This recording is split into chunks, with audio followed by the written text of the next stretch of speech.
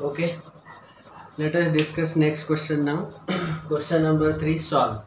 Whenever this question is asked, solve means to find any given unknown. Now, you might feel that we are taking so much practice of such an easy chapter.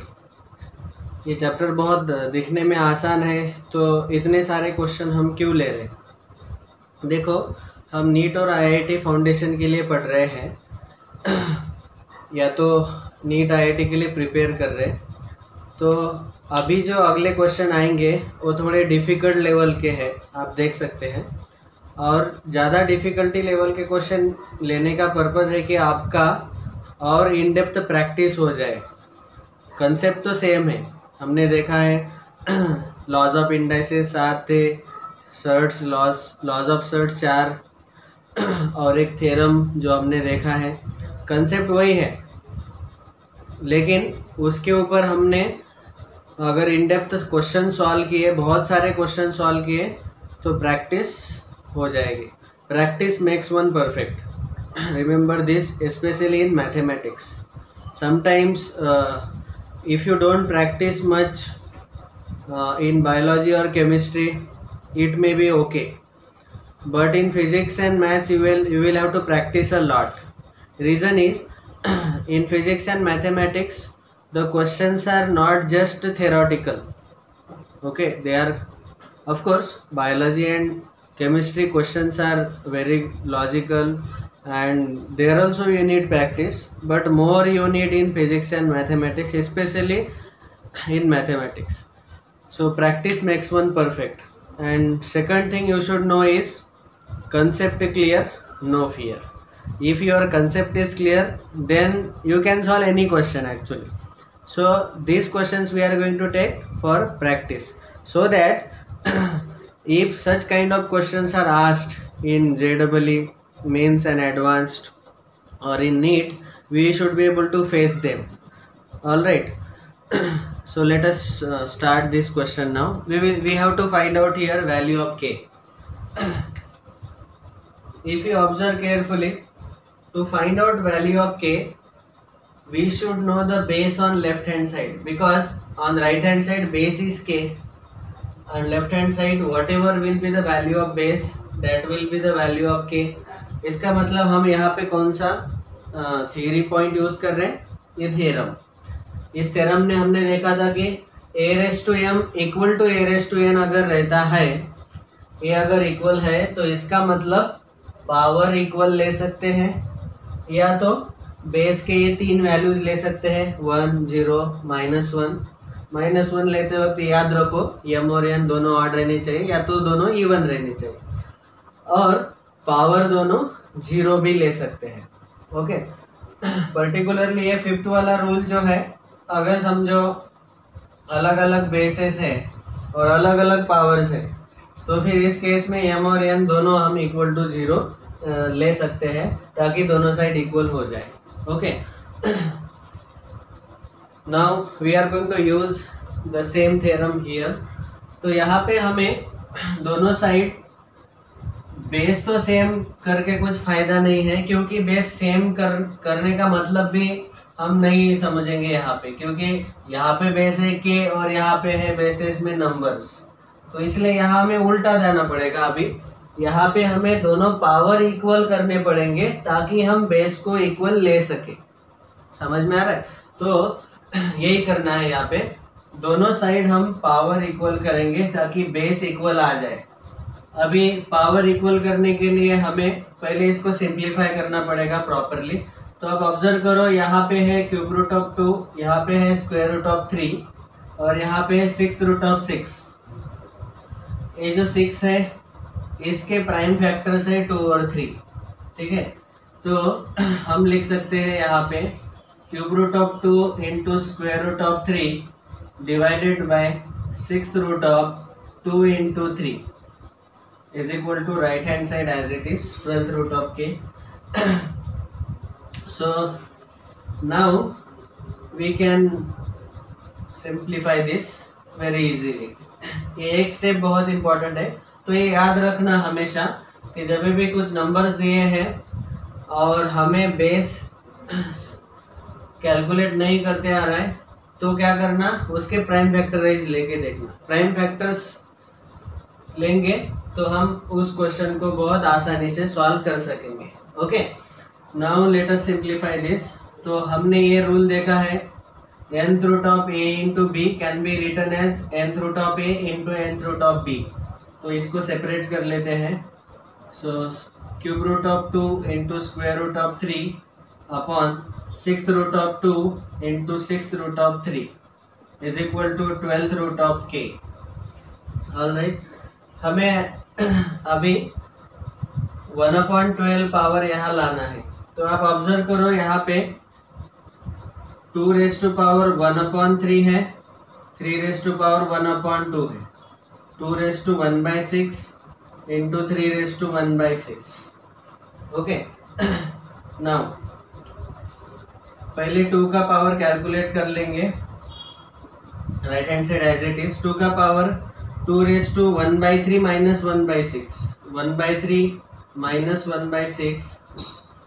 यहाँ पे base है, denominator है 6, तो इसको हम 2 से multiply divide करेंगे तो यहाँ भी डिनोमिनेटर 6 हो जाएगा और यहाँ से आंसर आ जाएगा 2 माइनस 1 1/6। तो ये डिफरेंस आया 1/6। इनका डिफरेंस लिया तो 1/2 माइनस 1/6। यहाँ 6 लाने के लिए 3 से मल्टीप्लाई डिवाइड किया पहले फ्रैक्शन को तो यहाँ आएगा डिनोमिनेटर में 6, न्यूमरेटर में 3 माइनस 1 2, 2/6 मीन्स 1/3। ओके, तो 2 का पावर का कैलकुलेशन आया 2 raise to 1/3 minus 1/6 that is 1/6 into 3 raise to 1/2 minus 1/6 वो आया 1/3 इज इक्वल टू, यहाँ भी हम लिखेंगे k रेज टू 1/12। ओके, सारे पावर फ्रैक्शन में लिखे हैं, रूट हटा दिया। nth root of a equal to a raise to 1/n वैसे। तो अभी आप देखेंगे कि हमें तो पावर लेना है 1/12, तो कैसे करें। यहाँ पे बेस तो इक्वल नहीं ले सकते क्योंकि वो तो अननोन है के तो ये भी बहुत आसान है। देखो, हमें पावर 1/12 लेना है, बस ये हमारा इम्पोर्टेंट पॉइंट है।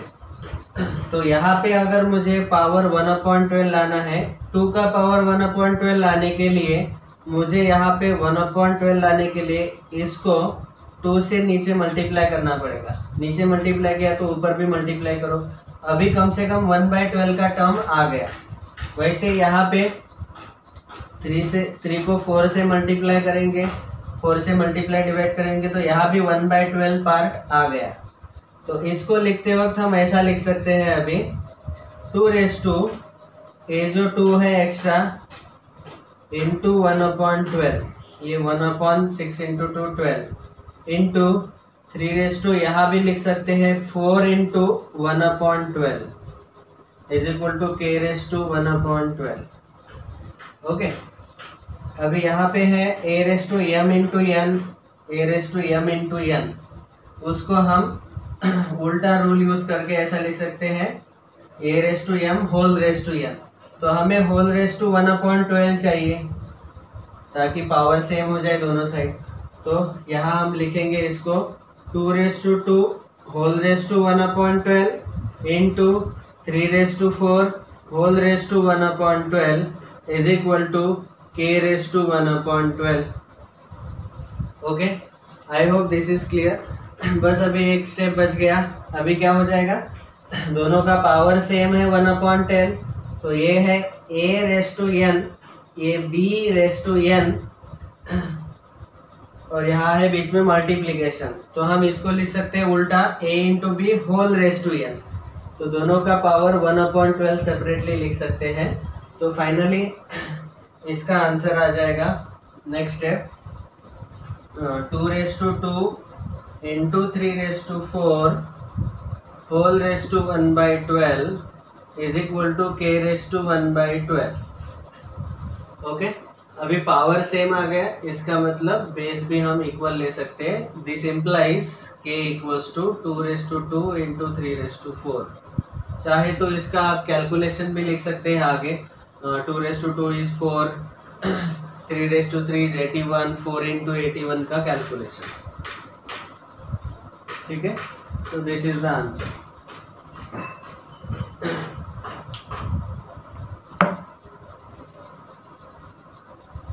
नेक्स्ट सेकंड क्वेश्चन, यहाँ भी हमें k का वैल्यू फाइंड करना है। तो यहाँ पे देखो कैसा है question, square root of, cube root of, fourth root of, fifth root of, sixth root of 8 is equal to 360th root of 2⁻k, ठीक है। अभी एक चीज याद रखो, यहाँ पे पावर अननोन है 2 का पावर k, तो यहाँ हमें बेस इक्वल लेना पड़ेगा पहले। जैसे यहाँ पे क्या था, बेस अननोन था एक साइड, तो हमने पावर को इक्वल लिया, 1/12 किया और उसको सॉल्व किया।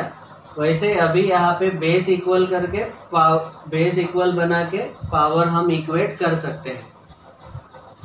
तो यहाँ पे बेस है 2 और 8 को लिख सकते हैं 2⁻3, 2³ लेकिन ये सब क्या है, square root of, cube root of, fourth root of, fifth root of, तो ये सब देख के डरना नहीं है, बहुत आसान है ये।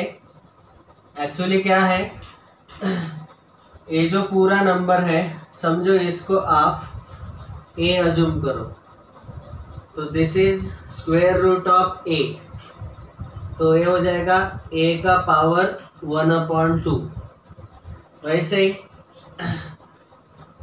क्यूब रूट के अंदर आप ये अज्यूम करो कि ये पूरा a है, तो क्यूब रूट ऑफ a मतलब इसका पावर हो जाएगा 1/3, फिर पावर 1/4, 1/5, 1/6। तो इसका मतलब है एक्चुअली स्पीकिंग ये क्वेश्चन ऐसा है, 8⁻1/6 whole raise to 1/5 whole raise to 1/4 whole raise to 1/3 whole raise to 1/2। Understood? And this is 2⁻k whole raised to 1/360। Okay, 360th root है इसलिए 1/360। अभी दोनों साइड हमें बेस सेम लेना है 2, तो इस 8 को हम लिख सकते हैं 2⁻3। तो इस 8 को अगर मैंने 2⁻3 लिखा तो अभी क्या हो जाएगा, ये है 2⁻3 whole raise to 1/6 whole raise to 1/5 whole raise to 1/4 whole raise to 1/3 whole raise to 1/2। मतलब ये सारे पावर जो है पावर रेज़ टू पावर आ रहे, तो इन सब का क्या होगा, multiplication. So 2⁻3 into 1/6 into 1/5 into 1/4 into 1/3 into 1/2। ये 3 पावर कहाँ से आया, 8 को हमने 2³ लिखा इसलिए 3 is equal to 2⁻, a⁻m whole raise to n का फॉर्मूला यूज किया तो वो आ जाएगा k इंटू 1/360 मतलब k/360। ओके, अभी देखो दोनों साइड बेस सेम है, अगर बेस सेम है तो इसका मतलब हम ले सकते हैं पावर भी इक्वल, तो दोनों पावर को इक्वल ले लो। तो राइट हैंड साइड में पावर है k/360, तो k/360 will be equal to left hand side का पावर, लेफ्ट हैंड साइड का पावर है 3 into 1/6 into 1/5 into 1/4 into 1/3 into 1/2। अभी देखो 6 5 जा 30, 34 जा 120, 123 जा 360, तो इन सब का प्रोडक्ट 360 आ रहा है और ये 360 लेफ्ट हैंड साइड का कैंसिल हो जाएगा। बस अभी बचा 3 1 जा 3 और डिनोमिनेटर में 2, so therefore k is equal to 3/2। This is the answer. Okay.